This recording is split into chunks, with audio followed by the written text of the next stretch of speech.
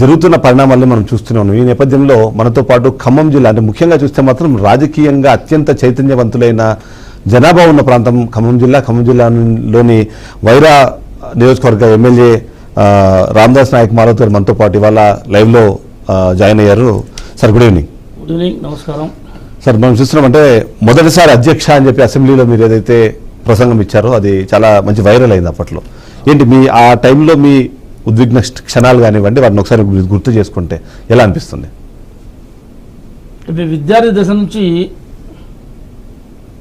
చైతన్యంగానే ఉన్నాము. హాస్టల్లో కూడా సమస్యల మీదనే పిల్లల తరఫున కానీ మేము కానీ వాటిని పెట్టి అన్నం, ఆ రోజు పరిస్థితి కింద నేల మీద కూర్చొని తిన్న రోజులు అవన్నీ గుర్తుకొచ్చిన తర్వాత ఏ ప్రజలైతే మన కోరుకుని అసెంబ్లీ పంపారో వాళ్ళ కోసం మాట్లాడడానికి ఒక వేదిక దొరికింది కాబట్టి ఆ నియోజకవర్గ సమస్యలు సవినంగా వినిపిద్దామనే ఉద్దేశంతో అధ్యక్ష అని మనం మనసిప్పి నోటి నిండా అనాల్సిన పరిస్థితి వచ్చింది. ఒక ఆప్యాయతతో అనాల్సి వచ్చింది. మా ప్రజల పక్షాన మాట్లాడే అవకాశం దొరికింది కదా అని చెప్పేసి ఒళ్ళు మనసు రెండు ఉప్పొంగి మాట్లాడే పరిస్థితి వచ్చింది అప్పుడు నాకు.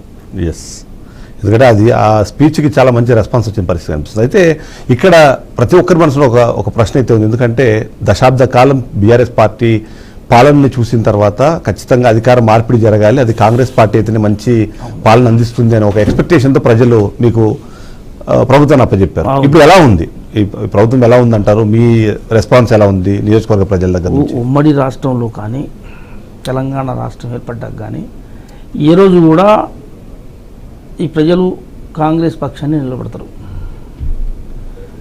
అట్ ద సేమ్ టైం మన ఈ తెలంగాణ అయితేంది, ప్రత్యేకంగా మన ఖమ్మం చూశారు 10 సంవత్సరాలు. ఎందుకంటే ప్రభుత్వం తెలంగాణ ఆంధ్ర అనే పరిస్థితికి మొదటి నుంచి వచ్చినప్పుడు కూడా ఆంధ్రాలో బాగున్నోళ్ళు, తెలంగాణ అభివృద్ధి కాలేదు అనే ఒక ఫీలింగ్ ప్రజలు నాటకపోయి ఉన్న క్రమంలో పోరాటం, మనం తెలంగాణ రావాలని పోరాటం చేశామందరం. సోనియా గాంధీ గారు కూడా కరీంనగర్ సభలో తెలంగాణ దేంగే ఏది సరే అడుగుతాను ఎప్పటి నుంచో ఇక వాళ్ళ ఆకాంక్షను మనం కూడా తీర్చాలి, ఎందుకు వద్దనుకోవాలన్న ఉద్దేశంతోనే అవకాశం ఇచ్చింది. కాబట్టి మనకు రాజకీయంగా నష్టం జరిగినప్పటికీ కూడా తెలంగాణ ప్రజల కోరిక తీర్చే పద్ధతిని దృష్టిలో పెట్టుకొని కరీంనగర్ సభలో తెలంగాణ దేంగే మీకు ఆకాంక్ష తీరుద్దామని ఒక మాట ఇచ్చిన తల్లి 2014 తెలంగాణ రాష్ట్రం విడిపోయే పరిస్థితి వచ్చింది. ఆ రోజు కూడా తెలంగాణ ఆంధ్ర విడిపోయినప్పటికి కూడా సోనియా గాంధీ గారి తెలంగాణ ఇవ్వటం వల్లనే తెలంగాణ రాష్ట్రం వచ్చింది. సరే, ఆ రోజు రాజకీయాలు కాంగ్రెస్లు నష్టం జరిగిద్దని తెలిసి కూడా 25 పార్లమెంట్ సీట్లు ఆంధ్రప్రదేశ్లో ఉన్నప్పటికీ నష్టం జరుగుదని సర్వే రిపోర్ట్లు అన్నీ చెప్తా ఉంటే కూడా పార్టీ నష్టపోయినా కూడా తెలంగాణ ఇచ్చింది. ఇచ్చిన క్రమంలో 10 సంవత్సరాలు 2014 వాస్తవంగా ఎనగారావు చెప్పిరాటమే నేను పార్టీ విలీనం చేస్తానని చెప్పొచ్చు ఢిల్లీలో. ఇక్కడ దిగటంతోనే ఇవారి మాటలు, కథ, కార్ఖానా ఆ మాటలతోనే ఈ 10 సంవత్సరాలు ఈ రాష్ట్రాన్ని గడుపుకుంటూ వచ్చాడు. ఆ మోసపడుతున్న మాటలు, ఆ దగులుబాజీ మాటలు సోనియా గాంధీ గారు పాపం నమ్మింది. పాపం నమ్మిస్తే ఇస్తేనా పో అని తెలంగాణ ఇచ్చింది. ఇక దిగంగానే సోనియా గారు ఎన్ని మాట్లాడిన ప్రతి మాట తప్పాడు. అయినా ఆ రోజు ప్రజల్ని సరే నేనే తెలంగాణ తెచ్చినా అనే ఒక ఫీలింగ్తో ప్రజలు కూడా పోరాటం చేసిండు కదా అనే ఉద్దేశంతో తెలంగాణ రాష్ట్రాన్ని ఇచ్చిన తర్వాత ఏం పెద్ద బడుగు బలిన వర్గాలకు కూడా న్యాయం చేసిన పరిస్థితి కనపడలే. అంటే మీరు విద్యార్థి దశ నుంచే ఉద్యమ పంథాన్ని అయితే ఎంచుకున్నారు. ఇన్ని ఉద్యమాల మీద ఏర్పడిన రాష్ట్రం ఇవాళ తెలంగాణ రాష్ట్రం. ఒక దశాబ్ద కాలం తర్వాత మీరు చూసుకుంటే మీరు కోరుకున్న తెలంగాణ ఇవాళ సాక్షాత్కారమైన తెలంగాణ రెండు సేమ్ ఉన్నాయా? ఇంకేమన్నా అక్కడ ఇంకా మీకు అసంతృప్తి ఉందా? తెలంగాణ ఆ రోజు తెలంగాణ ఇచ్చిన పరిస్థితి, అనుకున్న పరిస్థితి వేరు. రావాల్సిన తెలంగాణ వచ్చింది కానీ ప్రజలకు కావాల్సింది రాలే. ప్రజలు ఏదైతే కోరుకున్నారో అది రాలేదు. నిరుద్యోగం, ప్రధానంగా నిరుద్యోగం మీద ఏర్పడ్డ తెలంగాణ ఉద్యమం అది.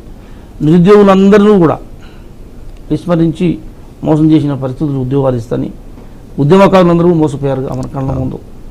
కాంగ్రెస్ పార్టీ అన్యాయం చేస్తుంది తెలంగాణకి, ఉద్యమం తెలంగాణ ఇవ్వట్లేదు, తెలంగాణ ఇస్తే రైతులు నమ్మారు. ₹1,00,000 ఒకేసారి మాఫీ వస్తే, ఎందుకంటే 2004 రాజశేఖర రెడ్డి గారు మాఫీ చేస్తాను ఒకటేసారి ₹1,00,000 మాఫీ చేశాడు, రైతులు విముక్తులయ్యారు. అదే ఆ వర్షాలనే ఆ క్రమంలోనే రైతులు నమ్మారు, కానీ ఇంకెక్కువ అప్పులు పాలయ్యారు ఈ వడ్డీలు తీరాక. మళ్ళా 18 తర్వాత కూడా మాటలు చెప్పాడు. నిజంగానే ఆ 5 సంవత్సరాల్లో మరి అవకాశం దొరకలేదేమో, ఇప్పుడైనా మనకి సాయం చేసి పెడతారేమో, ఉపయోగపడతారేమో అనే ఉద్దేశంతో మళ్ళీ ప్రజలు. కానీ బీఆర్ఎస్ నాయకులు ఇవాళ చెప్తుంది, మీరు 2 లక్షల రుణమాఫీ అని చెప్పారు, ఒక్కసారిగా చేస్తామని చెప్పన్నారు, కానీ దాన్ని విడతల వారి కానకపోయినా సరే డిఫరెంట్ స్లాట్స్లో మీరు చేసుకుంటూ వెళ్ళారు. ఇప్పుడు కూడా ఇంకా అది 45% కూడా పూర్తి అవ్వలేదు అనేది వాళ్ళ బీఆర్ఎస్ నాయకులు చేస్తున్న ఒక ఆరోపణ. రుణమాఫీ విషయంలో మీరు ఏమన్నా, అంటే మీరు అనుకున్న స్థాయిలో దానికి సంబంధించిన రెస్పాన్స్ రాలేదని అనిపిస్తుందా మీకు? రుణమాఫీ అనేది పెద్ద ప్రభుత్వం బాధ్యత. అది రాహుల్ గాంధీ గారు వరంగల్లో చెప్పిన మాట అది. దానికి కట్టుబడి మా ముఖ్యమంత్రి రేవంత్ రెడ్డి గారు ఆగస్టు 15 కల్లా ఇస్తాని మాట ఇచ్చి, రాహుల్ గాంధీ గారి మాట నిలబెట్టడం కోసం ప్రజలకు ఇచ్చిన మాట, ప్రజలు ఇందిరమ్మ రాజ్యాన్ని ఇచ్చిన ₹1,00,000 రుణమాఫీ వరకు మొదటి దఫా ఇచ్చి ₹1,50,000 ఎంత 15 రోజులు తేడాతోనే ₹1,50,000 చేయడం జరిగింది. ₹2,00,000 చివరగా నా దగ్గర వైరా నియోజకవర్గంలో పెద్ద ఎత్తున పెద్ద భారీ సభ పెట్టి ఆ రోజు లాంచ్ ₹2,00,000 అంటే ₹1,00,000 రుణమాఫీ రోజు చేసే రోజు 6,000 కోట్లు, ₹1,50,000 రుణమాఫీ చేసే రోజు 6,000 కోట్లు, మళ్ళా 2,00,000 రుణమాఫీ చేసే రోజు 6,000 కోట్లు. అంటే ఏదైతే ₹1,00,000 పద్ధతి ప్రకారం బ్యాంకర్లు లిస్ట్ ఇచ్చిర్రో అవన్నీ ఇచ్చే పరిస్థితి వచ్చింది.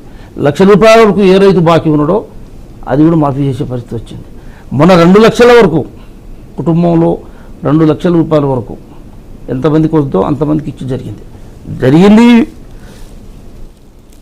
పట్టాబుక్కులు లేనోళ్ళు,